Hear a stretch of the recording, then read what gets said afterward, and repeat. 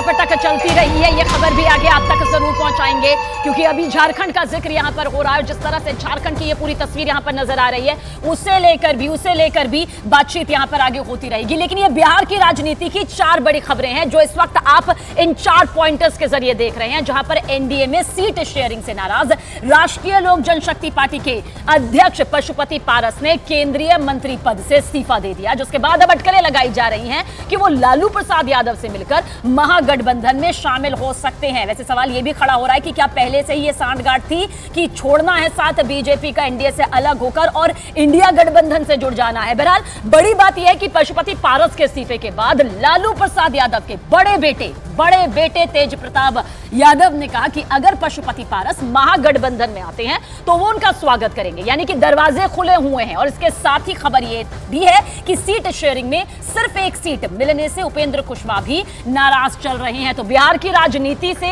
ये 4 सबसे बड़ी बातें निकलकर सामने आई है। इलेक्शन धमाका एक और बड़ी खबर। लंबे इंतजार के बाद बिहार में एनडीए के सहयोगियों के बीच लोकसभा चुनाव को लेकर सीटों का समझौता हो गया है।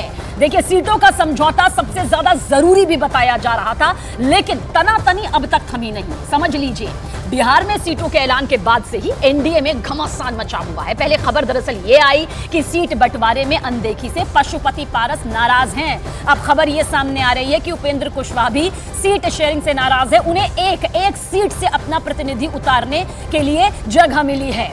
ताजा अपडेट यह है कि पशुपति पारस ने केंद्रीय मंत्री पद से इस्तीफा दे दिया। दिल्ली में प्रेस कॉन्फ्रेंस कर पशुपति पारस ने बिहार में एनडीए के सीट बंटवारे पर अपनी नाराजगी भी जताई। और इसके साथ ही राष्ट्रीय लोक मोर्चा यानी आरएलएम के प्रमुख उपेंद्र कुशवाहा भी अंदर खेमे नाराज बताए जा रहे हैं। उपेंद्र कुशवाहा भी सिर्फ एक सीट मिलने से नाराज यहां पर बताए जा रहे हैं। पशुपति पारस ने एक प्रेस कॉन्फ्रेंस कर इस्तीफे का ऐलान भी कर दिया है और उन्होंने दावा किया कि सीटों के बंटवारे में उनके साथ नाइंसाफी हुई है।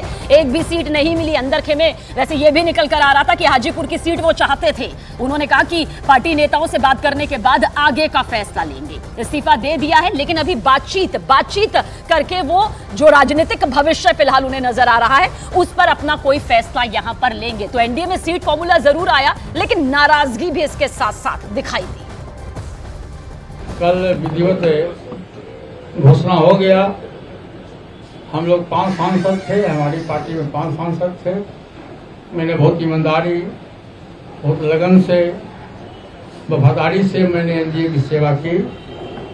आज भी मैं माननीय प्रधानमंत्री जी का शुक्रगुजार हूँ और मैं आज भी वो देश के नेता हैं, बड़े नेता हैं, लेकिन हमारी पार्टी के साथ और व्यक्तिगत रूप से हमारे साथ नाइंसाफी हुई। इसलिए मैं भारत सरकार के कैबिनेट मंत्री से मैं त्याग पत्र देता हूँ।